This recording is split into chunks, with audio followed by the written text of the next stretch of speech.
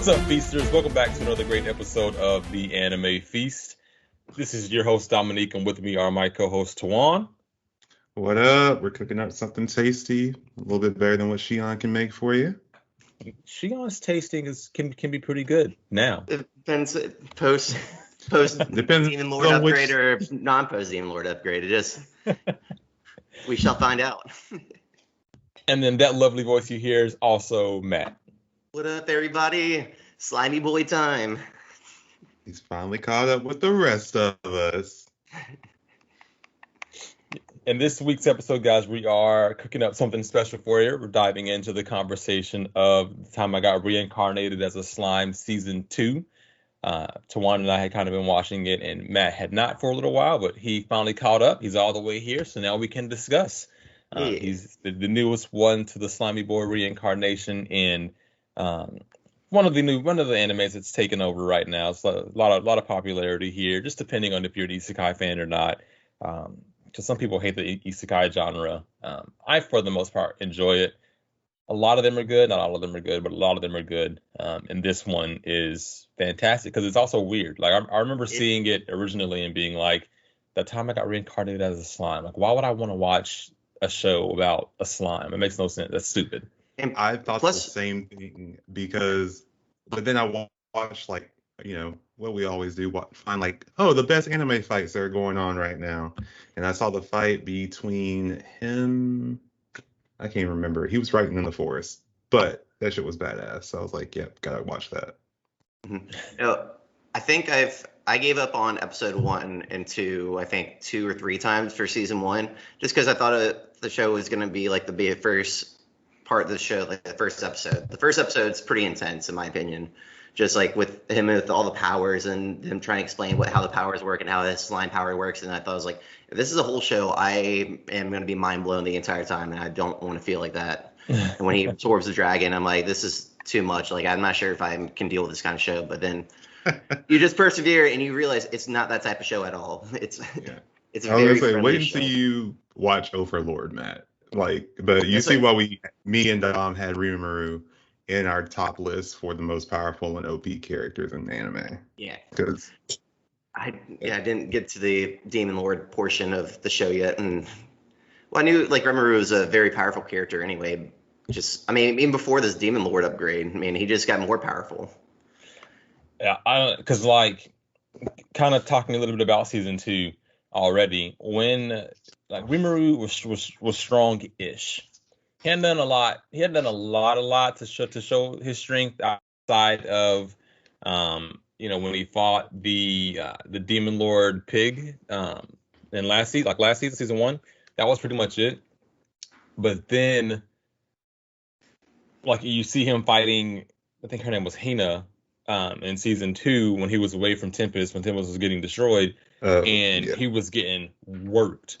She was kicking his ass, and it was kind of like, okay, Rimuru, you're strong, but you're still not there yet. Boy, oh boy, when he awakened as a demon lord, you was like, God damn. I don't know, the humans, because Rimuru had too much trust in humans because he was once human. They make that very clear.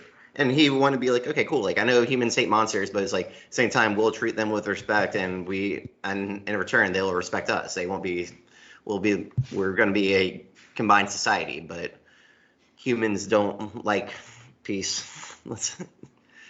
Can't get along. Part apparently, it's really stupid, but it's very accurate to the real world. So, I thought it was interesting though because, it started out season 2 started out similar to season 1, kind of more lighthearted, but ended very much political, which I think is fine. But we get the Beastketeers, we get to meet the Demon Lord Carrion. We don't really meet him as much. He was, I think, last season, but we get to his Beastketeers come to Tempest, and you get to have that first interaction there with the tiger chick, talking shit, and Shion being like, I have heard enough of this, and just going to town. And that fight was I mean, you're seeing Xion like not even using her sword, like hand-to-hand combat, which she's good at, but she's better with her sword.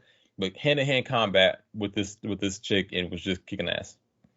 I forgot about that energy ball she made. Like, it's like, okay, guys, stop fighting. Like, it's all good. And it's like, she's like, okay, Xion, you can put that away, that energy ball. And she's like, well, Oh, I can't the stop thing this. about that is, well, we got a problem here because I don't know how to actually do this.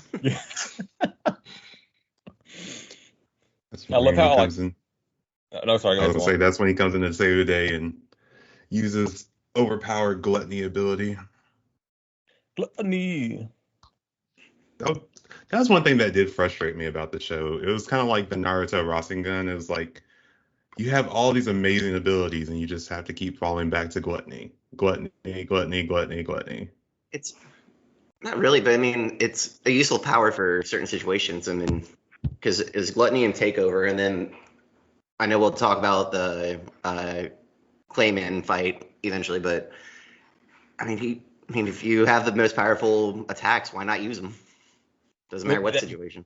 But I thought that's kind of what Tawan's saying, though. A lot of the times Rimuru isn't using his attacks. A lot of the time Rimuru is just absorbing whatever's going on. It's always gluttony, and then it becomes Beelzebub. Like, that's all he does. It's just absorb everything. Or it's not that he's not using them, but like they end up not having an effect. Like when he absorbed the fire demon, was it Inferno? I think that was the name. Inferent or whatever. Yeah. But yeah, he was fighting him like on regular terms, and he's like, you know what? Let me just absorb him. Fighting the Demon Lord Pig, and couldn't beat him, so absorb. I mean, I know it's a fallback, but it's just like, why have all these other powers if you just have to use gluttony in the end anyway? For the fun of it. Yeah. I mean, to Makes for entertain a good himself. battle. I mean, Good fight scene. I mean, even with the Lilium, when he fights her, I mean, he's still on par with the powerful Demon Lord. I mean, she just destroys the crap out of everything, but I mean, he wants to be I don't think he wants to be the strongest. He just wants society, but he wants to make sure everybody's protected in the right way. But sometimes you gotta fight.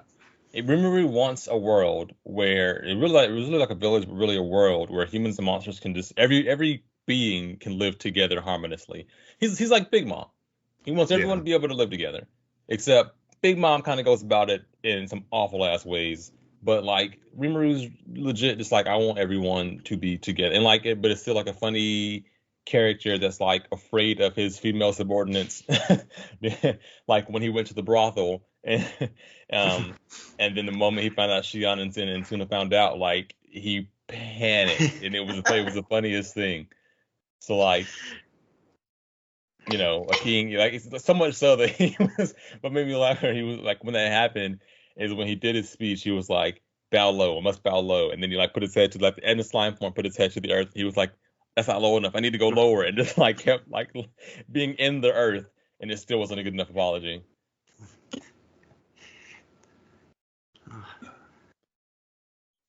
And then because I don't know the human, because right before the end of season 1 with the human fight, because it's what was her name? Hinata. I'm looking at Hinata. I mean, they just had a great plan against monsters. And they prepped. I mean, they had that Batman strategy: prep, prep, prep. They knew how powerful like all of them were, especially the ogres, because that's like their ace in the hole. And just put that magical barrier around everything, so they limited a lot of their, power. And they took. I mean, they didn't really fight back too much either, because remember, it was three rules of life for him being. Is he a dictator? I mean, ruler. I mean, no, everyone was willing like to a follow him. King. But yeah, because he really doesn't like. Because he wants everybody's input, and he just makes like the executive decision at the end of the day. But he doesn't like rule with the iron fist, or like is like, oh, like I am the one in charge. Like everybody just really made him in charge, and they're like, oh, we'll just follow your every word. Don't worry about him. Well, I think it's like a thing about monsters is they follow the strongest, and he is the strongest. Like, even the wolves, the boars, Gabiru and his team of like flying lizards, the ogres, like they just respect strength. They're dragonoids. dragonoids.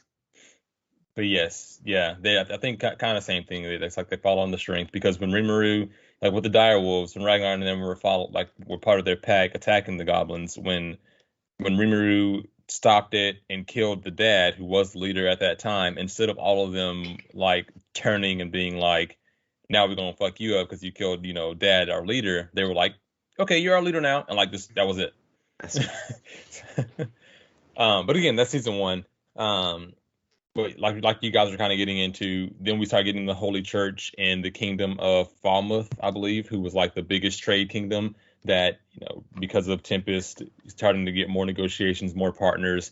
Being in the middle of the trade route. Yeah, like that was kind of would hurt that kingdom.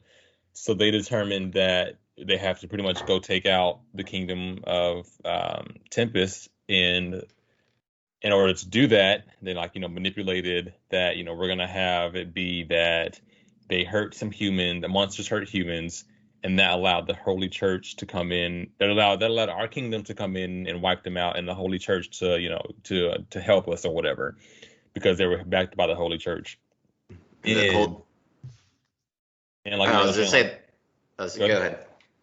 Well, I was gonna say like you guys were saying, like, because when the humans, but they were led by the other worlders, who were people that were from, or same thing, kind of like Rimuru, except he was reincarnated, but they were summoned from a different world into this new dimension, and they have their different abilities, came in and started stuff. Like they realized how great it was over in Tempest, and like everyone was actually really nice. These monsters weren't just big crazy monsters. And so they had to force it, faking that someone did something. I think they faked that Gobata did it, and touched her inappropriately or something like that. And it started making this big scene, and that started the turn. That was the first move into the battle, and then all of a sudden, that's when the kingdom, all the knights and everyone showed up. And like you guys are saying, because one of the rules was not to harm humans, because like you said, Maru was so. Humans we're here to make humans like us, so we won't fight them at all. It wasn't that was a mistake. It was don't fight them, period. It wasn't don't fight them unless it's self-defense. It was straight up, don't fight them. Yeah. So and then it's just hard when the humans are killing you and you're I'm not allowed to fight. This is just an internal struggle. I feel I need to listen to the person, but at the same time I want to protect also. What is the right way? Yeah, so he's learning from it, and he had to deal with the consequences because Shion and most of his village, especially the goblins, they all got killed. Mm-hmm. So he's vowing to take revenge, and he's what do I need to do to bring them back? Become a demon lord. And he learned that a lot of guts. The thing is, he learned that from the elf chick too. The elf chick was there's a story. Yeah, there's a fairy tale about a way to bring people back to life, which was Miriam's story of became a demon lord to bring, and that brought back her dragon friend, but then the dragon friend wasn't really the same person because it didn't capture the soul, and it was this whole thing. But luckily, because when they were in the barrier that they got sealed in, it kept the souls there, so that when he was able to become a demon lord, they would just go back into their respective bodies. Yep. It's what if all the souls got replaced with a different person in the body? But that's end up like Black Clover with the elves. Yeah. Right. I'd be like what Law did, is switching everybody's hearts. Gosh, he has not. Well, side note, he hasn't done that in a while. I feel that would be a useful thing to do, especially against Big Mom and Kaido. They just switch them into different bodies. His hockey's not stronger than theirs to do that. His hockey's not strong enough to pierce their hearts. But going back, but you guys know how I feel about death in anime, or death in anime and manga. So when I heard the story of when I heard the fairy tale, I'm oh, everybody's coming back to life. This is bullshit. It's if Shion was dead for the rest of the series, it would have made such more impact on Rimuru and the village in the long run. Mm-hmm. I mean, for the feel good moment when they all come back alive and everything, absolutely, my heart was crying. But At the same time, like when I first saw her dead, I was like, oh shit, and like this is like shit just got real. And then Elf Chick came and just told that story. I was like, oh, so everything's come back to normal. No, like No. Yeah, like I thought it was crazy that they planned it so well that Hinata had already put a veil up and trapped Rimuru in the middle of that like plane to stop him from getting back to Tempest, and at the same time pretty much going to kill him because like whatever that sword she was using was like you get stabbed X amount of times and it's over for you, period. It doesn't matter who you are. So like that was pretty dope. And like they planned it so well that happened at the exact same time as the attack on, on Tempest. And then, just everything was perfectly planned out, like we were saying, like that Batman prep time. They did it all, excellently. Honestly though, like we know if they were allowed to fight back, it wouldn't have gone that way. Benny Maru himself probably would have wiped everybody out. I love Benny Maru. That mug is so OP and just has that like badass presence about him. Like definitely one of my favorite ogres for sure. That meeting afterwards, after when talking about like how to become a demon lord and everything, and remember it was like, yeah, like rule number 3 is out the window. Let's go. Let's give him hell. Yeah. Let's get this shit. Let's get this shit. But the thing is, we knew that was going to happen. Like, I know you guys are saying, like, we knew that everyone was going to come back to life. But the moment that you saw, like, when Rimuru finally got to come back, because he tricked Hinata, and when he came back and he saw how destroyed it was, and for some reason, I don't know why they didn't just like decimate everyone in the village when that was it the Kingdom of Falmouth? I want to make sure I'm saying the right kingdom. But when they attacked, I'm surprised they didn't just like completely obliterate the village. They just killed a few. They like destroyed some buildings, killed a few people, and then like left. But either way, like when Rimuru came in and saw that, I was kind of like, okay, like everyone was kind of like things happen, and he was really upset about what happened to his village. But the moment he walked around the corner and saw, like they were saying they were showing the bodies, and he saw Shion's body. Yeah, like we all knew right then and there that like she was about to hit the fan. We were like, even if it wasn't she like before we heard that there was a way to bring everyone back to life, I saw that and I knew. I was like, Rimuru was about to go and kill a lot of people. Like no matter what happens, he's about to go kill a lot of people because that's his secretary. Like that's his like one of his closest companions. I was like, he's about to go fuck some shit up. And then we get, like I said, we get the story of how to do it, and it took little to no time for him to be like, great, I'm gonna go massacre 100 people or 1,000 people, whatever the number one. Yeah. 100,000 people.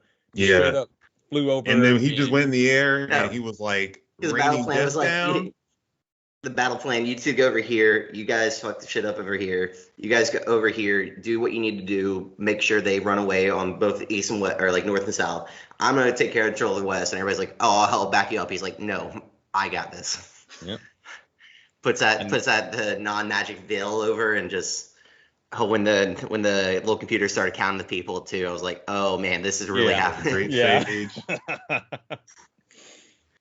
Yeah, that was amazing. And then we see everyone being killed, and what was interesting as well was just the different fights in that too, like all the other worlders and their abilities, and the one that fought Hakuro, who was the sword master ogre, or Kijin at this point, like that was pretty funny because that dude thought he's like, I can do time accelerate, so I'm gonna beat you, old man, because I can do this. And Hakuro was like, I wasn't actually fighting you last time, bro. She was like, I held back.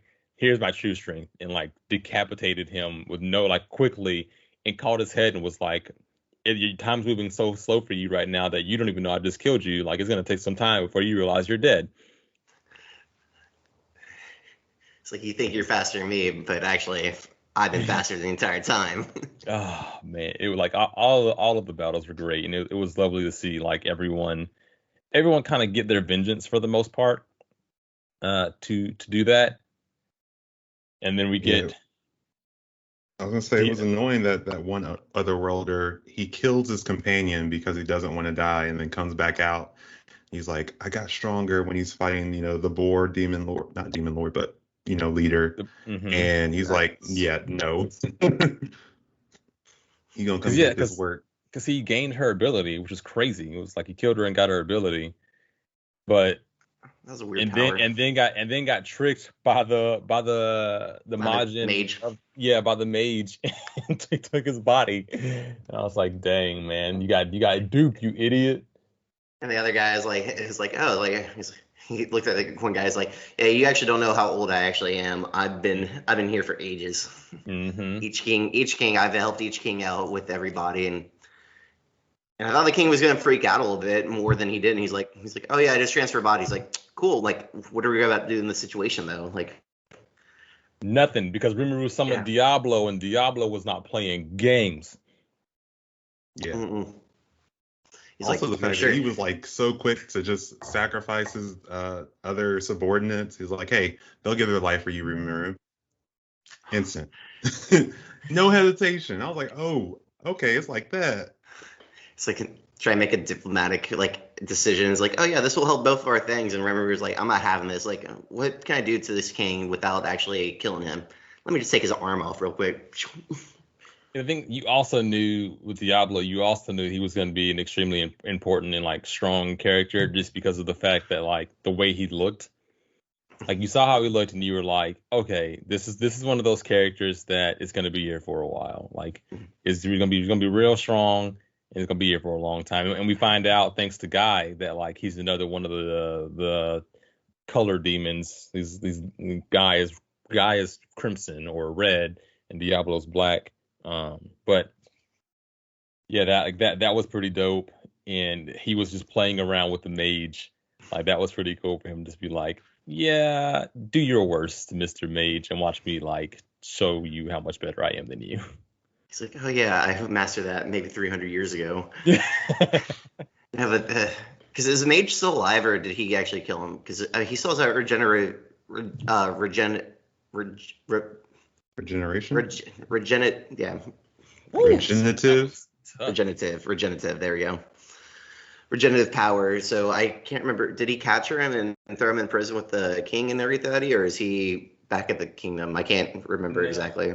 I remember that they got captured and they were being like interrogated for the most part. I'm pretty sure they got killed during their interrogations. I think the only one that wasn't killed was the actual king, maybe. I'd have to go look at it again. But yeah, they definitely like captured him to put everybody in prison and was doing stuff. But yeah, we get Rimuru even awakening as a demon lord, which is pretty cool. Because it just looks like badass the way it happened, and I love that everyone who's close to Rimuru also got a power up because of that. These guys they're so strong, they don't need an extra power up. Like, but I mean, it just adds to the like grandeur that Rimuru has. It's like, as I rise in power, you rise in power. Like, there's perks to being under him. And I mean, and he kind of said that to him early on. It was like, follow me and we'll get stronger together. And that was not a lie. Like, if I awaken, then you also awaken. Like, just because of that. I forgot he has an ability that allows him, like when he became a demon, that allows him to take everyone else's abilities as well. I forgot what it was called, but so every technique that anyone and everyone knows in Tempest, he also knows. Because they're connected. Which is pretty cool. Yeah, which is pretty badass. And also the thing with Veladora, like he also knows all of his techniques and stuff too, because of their like soul connection thing. And so much to the point where if Veladora ever gets killed, which would be crazy if it happened, but if it did happen, Veladora gets killed, he has like a copy that he can literally bring Veladora back, or a copy that has the exact same memories, the exact same powers, everything. It's crazy. I love Veldora. He's one of my favorite. Like, I love Veldora's personality. Like, he is so funny. But the thing is, were we expecting that? Like when he was the dragon, and Rimuru absorbed him to try to help break his seal. He didn't give off this vibe. It was kind of like, I'm strong, I'm powerful, but it was like that was it. Like I'm fearsome. Like that was what I got from him. The moment he was released, but like I got that he was reading manga, but the moment he was released, it was like, thanks for the new body. And then all of a sudden, it was just the most comical motherfucker ever. Like, he was just straight comedy. But I feel like it was because he was so funny with Rimuru. He's like, wait, you're not scared of me? You don't know how powerful I am? He's like, wait, don't leave. Because he did rule like land with an iron fist. He did rule the land with an iron fist and just want to like take everything over, just cause fights, just to have fights. But no one got to know him as a person that he really wanted. He has a hard exterior, but a nice teddy bear, soft inside. He just wants to have a good laugh. He also read a plethora of manga while he was stuck inside of Rimuru, and I feel like that's also probably what started to change his mindset from just being I am all powerful, I'm here to fight, and like you said, rule strongly, to being like, what's up, everybody? I'm Veldora Tempest. I'm the dragon. Rimuru is my best buddy. This is my best friend right here. And I want to read manga. And when I go fight, I'm going to start throwing out moves from different mangas, including Kamehameha waves. Like that fight was so funny. That's like, oh, Veldora versus Milo made me laugh so much. I think I replayed it like 5 times just to like watch him. There's that one sequence of begins. I just want to talk quickly about how much Clayman was not as much of an antagonist as I thought he was going to be. Thank you. Yeah, cool. I think we all have the same thoughts because, like, at first, because he's the one that was manipulating, puppeteering the humans into. I think Mergen, I think was her name, but yeah, also the humans. He was the one, orchestrating it. But the fact that his underlings or the people that he was working with, like Footman, Lapis. Tier. They were all stronger than him, which was crazy, but they seemed like subordinates when they first were introduced. Well, when they're first, yeah. I was the same thing as you meant, probably. Like that's kind of how it was introduced. Like when they were introduced, it was made to seem that way, but at the end, we learned that like that was like their whole shtick was going to be that they let Clayman try to declare himself as a demon lord and see how he can go from his manipulating factors and stuff like that, because he's very smart, very observant, and very manipulative, but it just in the end didn't work out for him. But I do want to, like you were saying, Matt, go into that though, because it did, like, after this little part of him becoming a demon lord, like we understood that it was Clayman who kind of manipulated this for the most part, because it was like Clayman trying to become a demon lord. So like he was the one who wanted to take all those souls, and it became like Clayman's the newest focus, and you learn more about what Clayman's doing.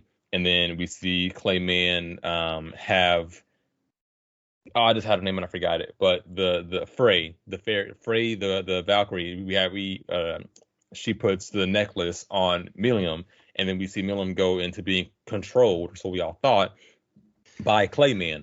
And it was like, okay, so Clayman is truly, if he's able to control Millium, then Clayman is really strong, or, really smart at what he does. And he's like this really big person that we really need to focus on. Like, I can't wait to see like the fights with him. He's got to be crazy powerful. This is going to be interesting how these things go.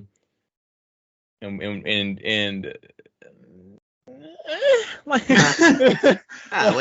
he summoned all the demon lords, I mean, he just filibustered them for like 7 hours, just talking about how much Rimuru like is not really truly good enough to be a demon lord with as the likes of him or the other demon lords around him, since he's only been a demon lord for maybe 3 days of time at this point. And it's like, give him some time to, like, he literally just massacred everybody you tried to send after him.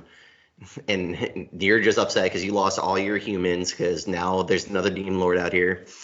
But his manipulation, what's fun is Clayman didn't know that at that point, though. Clayman thought that like his army was still out there about to go continue to destroy like the rest of the Beast Kingdom and all this stuff, and he didn't know at all that actually Rimuru took care of all of that. Like already took care of all of that. And was here at Walpurgis and was like, okay, Clayman, you say what you need to say. Go ahead, get your lies out. Just keep on discounting the lies that you're telling. Tally 1, tally 2. There's a tick. But that just showed how weak Clayman was as well at that moment, when he was like, I think after all this evidence, we all need to get together and kill Rimuru right now. We have to destroy Tempest Federation and Rimuru and blah blah blah blah blah. And I was kind of like, bro, are you a bitch? Like, what is this? You summoned all the demon lords here so that you could ask them to kill your enemy? I was like, are you strong enough to do it by yourself? But he did seem like the type that just doesn't like to get his hands dirty. So I just took it as that. But yeah. But at that point, why not just do what you did with when you sent Milium to go take out and quote unquote kill Lord Carrion, Demon Lord Carrion? Why not just do the same thing to Tempest? Send him to Tempest next. Have her do the same thing there instead of this Demon Lord banquet where you ask everyone else to do your dirty work because you're a little girl, little pansy. It's like when Milliam destroyed the Animal Kingdom, I really did at that point thought she was controlled. I was like, oh wow, she really is. Like I was like, when it first put a necklace on, it's like you're gonna stop a demon lord based on a necklace, and like that's kind of weak. I saw the first red flag there, but then when she actually destroyed the Animal Kingdom, it was like oh crap, like this actually might be for real. And she's like playing the part good, because when he hit her like going into the meeting, I mean she didn't take she is. Whatever. Yeah. I'm gonna remember this hit real quick. Did her eyes change colors or something when she put the necklace on originally? They went blank. Yeah. Yeah. Okay. So she just she turned knew off it. her mind. Yeah, she probably has like some sense of like the magic inside, and it was like, oh, hey, he's gonna try to control me. Exactly. It's like, I'll play along. I ain't got nothing else to do. Or she was laughing inside the entire time too. She's like, oh, this is fun. Frey probably told her too, because remember Frey, like at the end of it when all that stuff happened, Frey was like, thanks for playing along with me. So like I think Frey probably told her what was gonna happen anyway, and like did all this stuff to make it seem like it did. They did a good job of making it seem that way because of how when she put the necklace on, Milim dropped those gloves that Rimuru gave her, and everything did go blank. So it really did seem like, oh crap, quick takeover. But now that I think about it, it was because the moment that happened, Clayman was like right there and kind of saw it. So it was kind of like, we have to do this act right now. Everything has to look legit. So also, I love Milium's gloves and how she was showing them all that to the banquet, and the fight was done. She was like, "Hey, look at these awesome gloves I got. I bet you wish you had a pair, but you don't because my wonderful friend Rimuru gave them to me." Yeah, Rimuru was making friends with everybody. So fun. But I was gonna say the fight was good, but it's just Rimuru was just gonna win that. Yeah.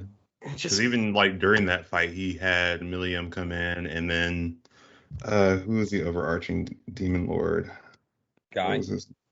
Guy. Yeah. He put the barrier over, and he's like, "No, this is allowed. You other demon lords can't go in, but this is allowed." And then he's like, "Milium is doing this for a reason." They're like, something doesn't seem right about her. She has her reasons. So when the demon lord banquet began.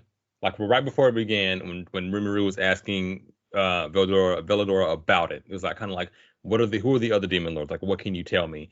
And we were kind of getting the description there, and how like Veladora fought the giant one a couple times, and like he was like explaining a few of them. And then we see when Rimuru gets to the banquet, we see all these people, and you can like see how like their magical strength surrounding them with every time Rimuru looks at them. I thought that was pretty dope. Just like the area that they went to, like looking like it was in the middle of space, was pretty cool. And then just like seeing everyone's crazy strength and their subordinates and things like that. I very much enjoyed it. And then except like the fallen guy, he made me laugh because he was very much like who am I thinking of? The chick from Magic from Black Clover. The witch, the one that's always asleep. Yeah. I was yeah. Another really strong person who just always sleep all the time. What do you guys think about the openings for both the first part and second part? Because the second part was a bop. That was the songs. It's been so long since I listened to them. I know, like I saw both. I saw the second season. I never skipped the opening for the second season because I just loved like the little walk that Rimuru and Chiron had going into the place, just like this little swag walk going down. It's like also to find out Carrion was alive still. Sorry. No, you're fine. Well, and what's crazy is that Raphael tried to tell Rimuru that, like, when he was looking and he saw Frey, and then he saw the literal lion, and he saw how strong the lion looked, like almost having the same strength as the other demon lords. Raphael was trying to be like, yo, that's because That's no, it doesn't make any sense. He's been dead for a while. I got a report that he's dead, so therefore he can't be alive. But the thing is, I mean, we all thought he was dead as well. Like that, it was such an obvious disguise. It's one of those situations where it's like hide in plain sight and you'll never be seen. And that's exactly what happened. Literally, he was a lion right there, and no one second guessed it. No one.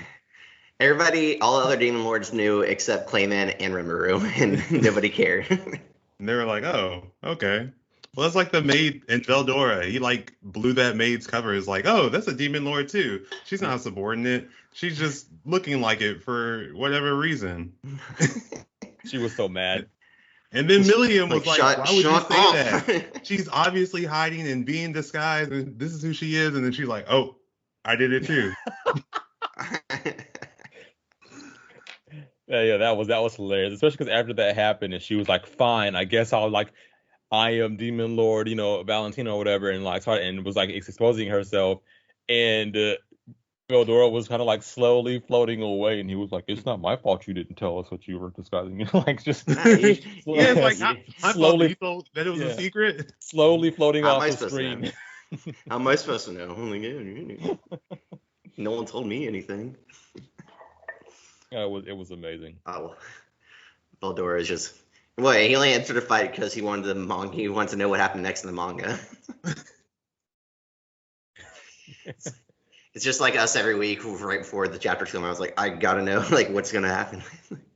But it also makes me think at that point, like, why wasn't Milliam holding back her punches as much as she could have if she really wasn't trying to go after Rimuru? I mean, she trying to make it believable. Like, she likes to fight and just trying to make it believable. Yeah, like she's like, I'm a great Milliam. I couldn't be controlled. Of course, I was just playing around with him. I think Raphael knew too. It's like Rimmer's like, no, she's really not holding back, and he was trying to tell her, he's like, no, she's really holding back. Like she really doesn't want to hurt you, but Rimmer's just stubborn during the fight. He constantly like Rimuru kept telling Raphael like, hey, determine like what is controlling her so we can stop it. And Raphael kept going, nothing is controlling her. And he was like, how can I stop this if I don't know what's controlling her? Mm-hmm. And it was like, yo, he's not being controlled. And even when Veldora came in, and Veldora, he was like, Veldora, take care of Milliam for me. She's being controlled by Clayman. And Veldora was like, but she's not. And Rimuru wasn't trying to hear it. It was like, I'm going this way now. I want to go take care of other fights. It was like, yo, listen to these people. Everyone is telling you she's not being controlled. That fight should have taken like 4 episodes shorter than what it should have, but I do love the little comedy with the fight, man. Rimuru is just he's gotta get the hate out of his heart. That's what he has to do.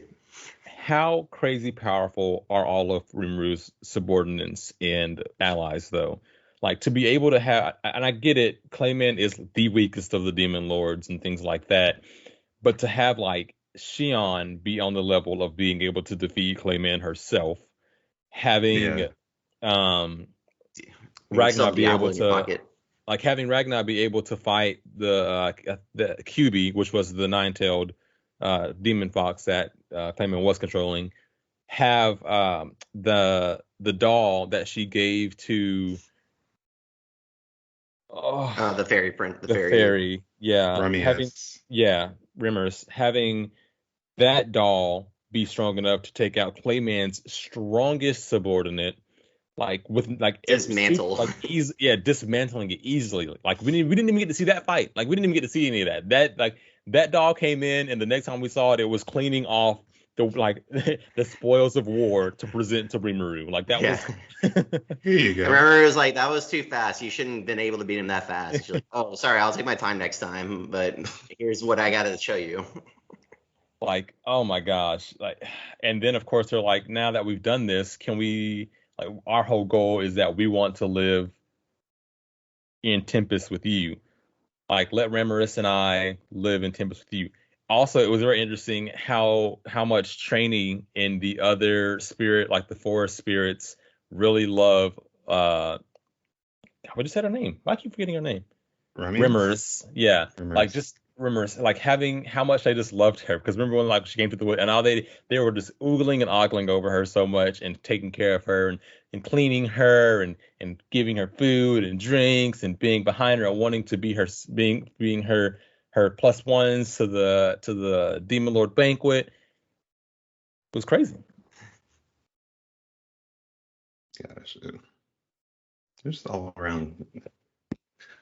I love the dynamic of like all the characters in this show. Like it's never taken too seriously, even like when everyone died. Like there was still a lot of comedy going throughout this whole thing. Just like in the big battle. It's just weird because there's a lot of characters, but it's not a lot of characters at the same time.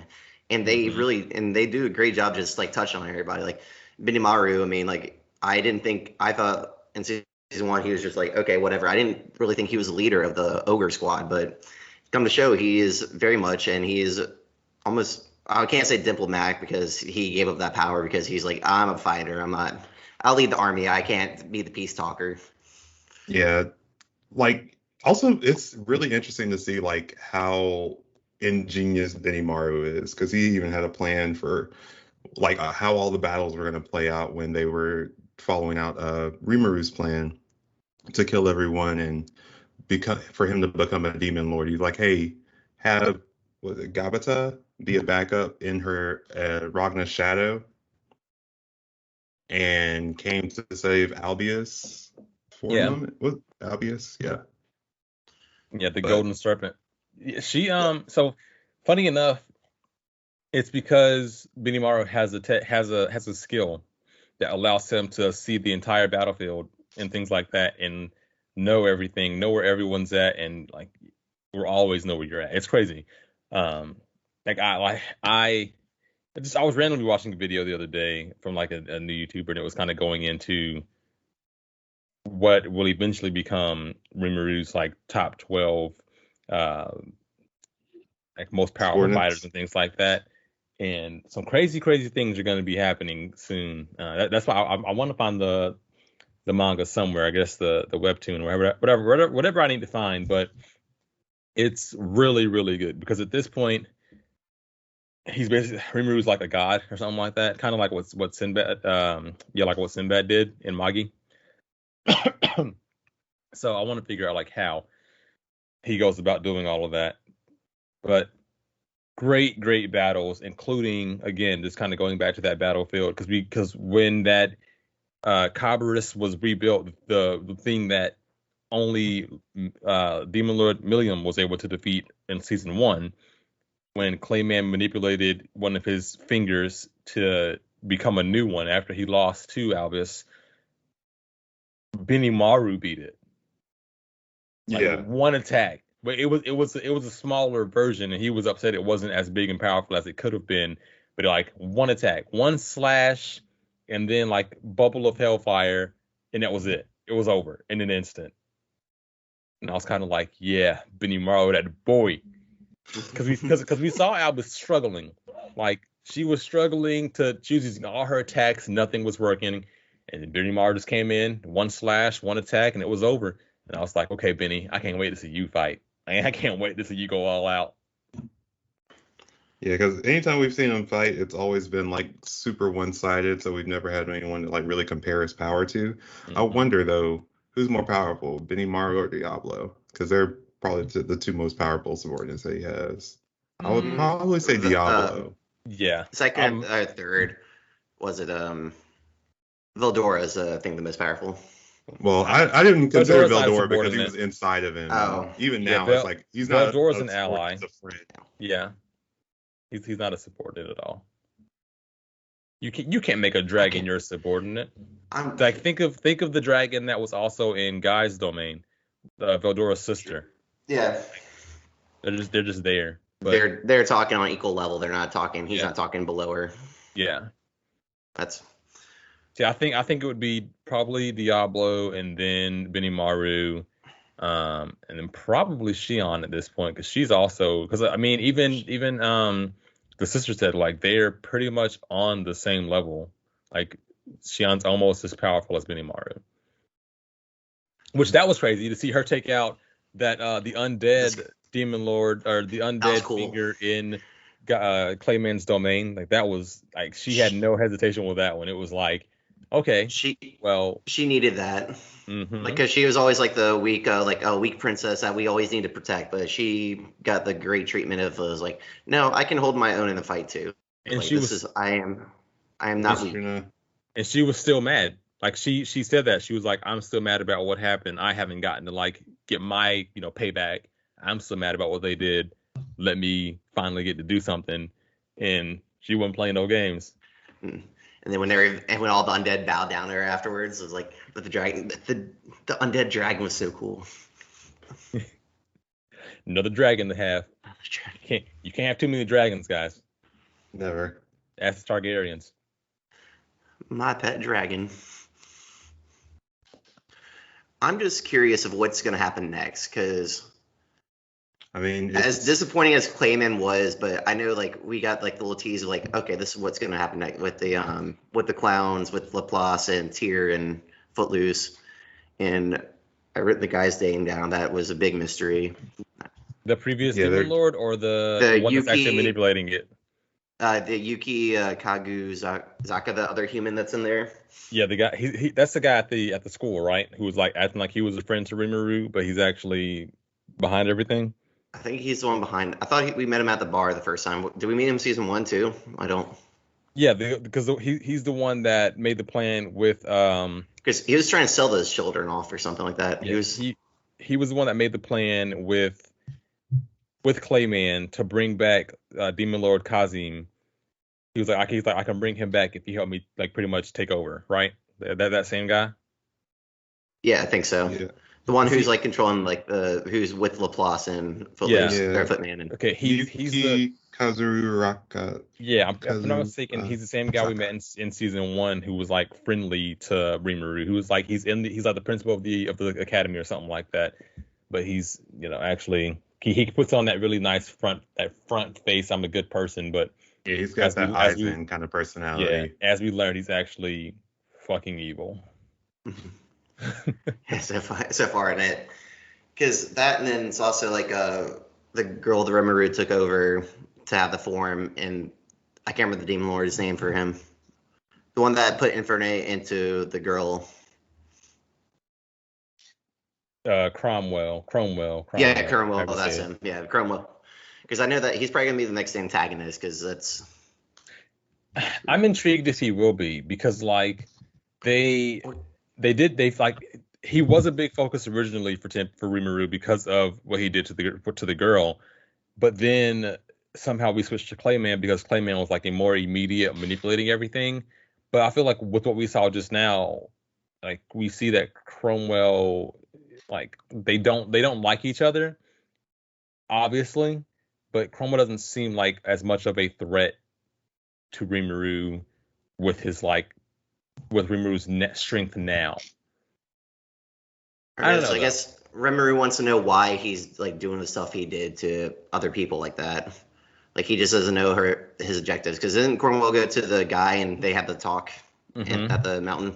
Yeah. And they're both like, I know what you're doing behind the scenes, but I'm not going to stop you, and you don't stop me, and we just pretend this never happened.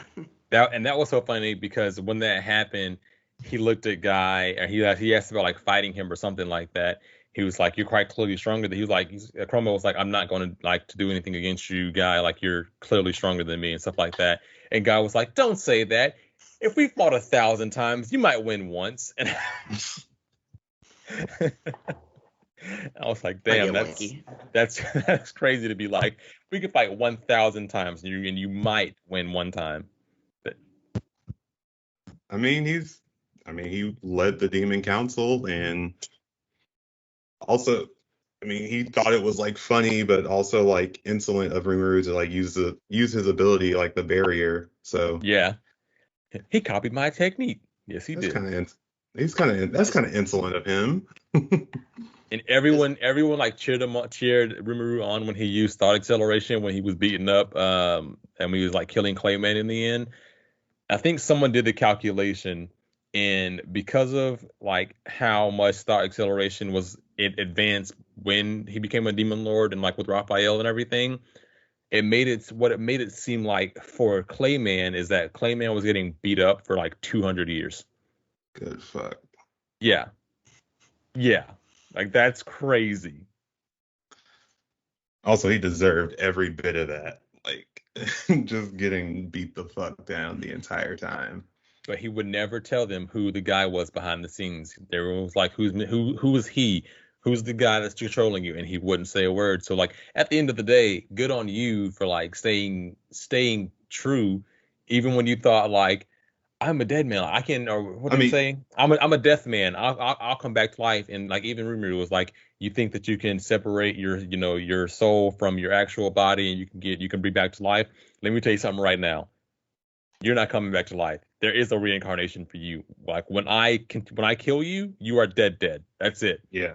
And even once he figured that out and he knew that he wasn't lying and like he tried to do that technique and he used Beelzebub to absorb it so that Clayman couldn't leave.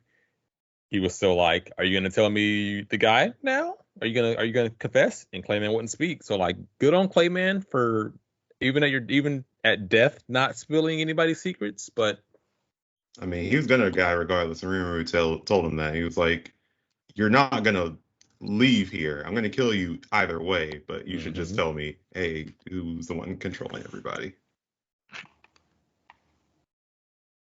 I loved it. It was like such a great season. I feel like we should do the same thing we did with Tokyo Revengers. So, everyone listening, we did Tokyo Revengers last week. So if you haven't listened to that podcast and you are a Tokyo Revengers fan or you're thinking about getting into it, head on over, take a listen to that episode. But at the end, we kind of went over who our favorite character or characters were. So I kind of want to hear you guys kind of your thoughts on their current favorite characters in That Time I Got Reincarnated as a Slime. Veldora. I mean, Veldora. It's such an easy answer. Such an easy answer. Actually, Veldora and Gobta. Gobata.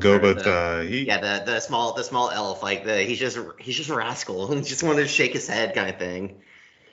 The thing, Gobta's such a badass though. That's what I love about him. He's trained so hard under Haruko that he is amazing at battle now. Like no one was expecting it. Even when he like the strong like what I think it was like one of the strongest fingers of Clayman when he was fighting Albus, Gobata came out and stopped a big attack, and everyone was like, "What?" I got that bro lit. He's like, "Yeah, okay. I just got lucky." He's like, "I got lucky as hell right there." But then he was like, "Okay, get out of here." He's like, "Oh, you ain't gotta tell me twice." We out.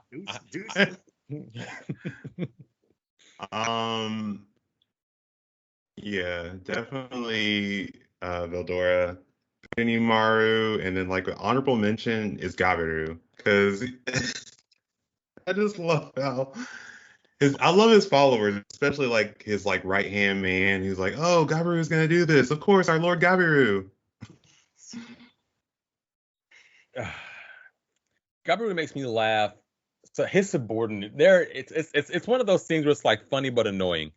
Because it's like anytime anything happens, no matter what happens, they focus only on Gabiru. So Gabiru can be crying because Rimuru just gave the best speech ever, and they're like, "Oh, it's okay, Gabiru. It's fine. Everything's good in the world. Like you're such a strong man, Gabiru." And it's just like, "Yo, what is happening?" Keep your head up. Keep your head up. Gabiru gives me like Marine Ford buggy vibes.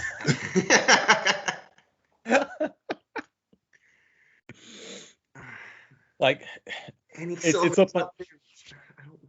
It's so funny. I think of them, and then I also think of the council, like Rimuru's council. Anytime they have their big meetings, it's the table of however many of them, and the one I think his name is Rigger, who was like the side by side with Benimaru when they were going to the thing. Anytime that he speaks and sounds like a man because he's grown up now, anytime he speaks to something so mature.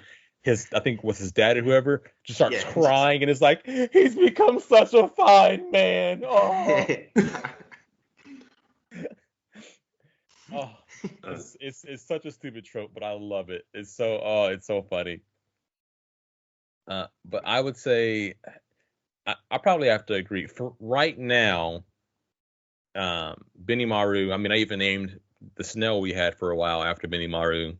So Benimaru and Veldora, probably because of just how Veldora probably took it because of what happened against Milliam. Like, if he didn't do that whole, I'm gonna show like 6 different anime and manga fight techniques, and like throwing out Hadoken like 45 times, like that was so great. Like, if it wasn't for that part, he probably wouldn't be here. But that in and of itself made it amazing. But really close, like probably in the next few seasons as we learn more about these people, Diablo's probably going to take over as one of my favorites because just already knowing that he's a demon, so I already know he's going to do shit that Rimuru wouldn't do, or the current Rimuru wouldn't do, things that others won't really do because they're like the good people. Summon some hellfire from the earth. Diablo don't care. So I'm pretty sure Diablo's going to take over as one of mine. Yeah, that's probably the only other person. I'm going to throw in for my honorable mention Milliam, just because she's Dragon Claws. Look at these. Sorry, and I have to throw some respect out to Soe. I get that he is kind of off screen a lot because he is essentially like the ninja, the scouter.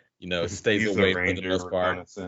But I mean, anytime I'm so upset that we were raised on Naruto, because anytime I see a character like this, I look at him and I go, a better Sasuke.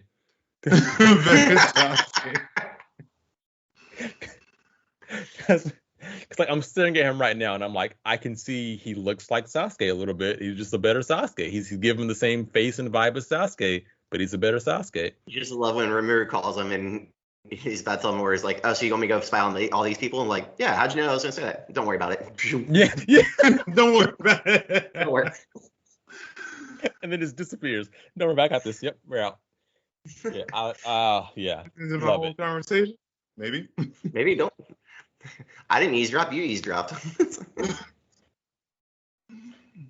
Yeah, great list of characters. A lot of characters in the show, but so many of them are really good.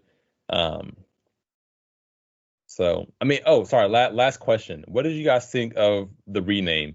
They were the 10 Great Demon Lords, but there became 8 after Frey and Carrion decided to no longer be called Demon Lords and follow under Milliam. And then they had Rimuru give them the name, and apparently the last time they had to get a new name, it took them a ton of different meetings, which in years to come up with it took them like 10 years to figure out one of the great 10 demons. Stupid. And Rimuru came up with the name. I feel it because they're like, well, we want it to be good, and we want us all to like it, and like if they're demon lords, they're immortal, so they don't have like, any pressing time, and they're all like the strongest around. So but it's like, the best name you came up with, Octagram. The best name you came up with after multiple meetings and you needed a good name was the 10 Great Demon Lords. That ain't the worst name I heard in my life. It's the laziest name, pretty much. But the Octagram's such a great name. Like when he said it, I'm like, that's pretty good. That was a really good name. The 8 stars. Yeah, the 8-star Demon Lord, Octagram. I think it was pretty good. It's a solid name. We'll see how long it lasts. It's better than the 10 Great Demon Lords. Facts. More creative, at least. Well, like I said, Rimuru is great at naming. That's all he's done since the show started. It's naming everyone and everything. He always gives someone a new name. Like Ranga, he gave him his name. He gave everyone their name. He gave everyone, including Diablo. Well, the first time he named names is like, you shouldn't probably name everybody. It's like, I feel fine, and then just. Yep. Deflates. I didn't know it. Oh yeah, because that takes a bit of power from him. Mm-hmm. He uses his magicals to give names because it powers them up. Because beasts don't have names. Monsters don't have names. That made me a little sad. Hey, naming stuff takes a lot out of you. Unless you're Rimuru, and you can do it like it's nothing. But I mean, he still gets tired, but yeah. Such a fun anime. I can't wait for us to read more, watch more, learn more about it. knowing me, I'm gonna go find a video here shortly to just watch spoil myself a little bit, learn more about no longer Demon Lord but God Rimuru Tempest. See what happens there. Any final thoughts, fellas? Powerful. I can't wait for season 2 or season 3. And I'm just gonna I'm gonna have to make a spreadsheet with all the characters and what they do and what they look like, because there's so much to keep up with sometimes. No, I think we went over everything for season 2. I mean, it was fun. It was a lot of fun. Like looking back on it, because I don't know, I didn't know. It's just a very fun series. That's what it is. It makes you laugh. There's some emotional parts, but I mean, I think the most disappointing was just Clayman, and every time I think about him, it makes me a little angry at how much he wasn't a super powerful antagonist for Rimuru. He was just there at the end of the day. But other than that, everything else for season 2 made me laugh and pull my heartstrings. I mean, I already touched on what I thought about the soul. The soul's come back in the death, but other than that, I mean, very fun. Awesome. I just thought about this last thing, because I know earlier we were saying that Demon Lord Cromwell may be the next main thing, but I think seeing how everything ended with Lapis doing what he did to the vampire and like showing how strong he actually was, I think that's where we're going next. Is learning more about the what are they called? It wasn't the clowns, but it was something similar. Like the whatever the puppeteers are, them. I can't wait to learn more about them. But that's my final thought. They're so creepy. They are very creepy. And like weirdly strong in what they do. So yeah, I'll be excited to figure out what they actually are too, because they're always wearing masks. So I'd be excited to see their faces. Or masking and like what their actual overall plan is, other than to fuck shit up. But that's what's your plan, Melissa? What? Until next. I was gonna say another fantastic episode. And everyone, thanks for listening again. Please give us a follow on our social medias. We are on Instagram as The Anime Feast, on Twitter, and on YouTube as Anime Feast. So yeah, give us a like and a listen. Share us with your friends and your family. Comment on things you'd like to hear. I think there are some polls in some of our episodes. We'd love to hear feedback from you guys. We want to grow with you and get better with this. So the only way we can do that is from hearing from you and getting your words of encouragement and your advice. So please don't hesitate to give us that. Reply on whatever you want to. And until next time. Always stay hungry, my friends. Peace. Peace.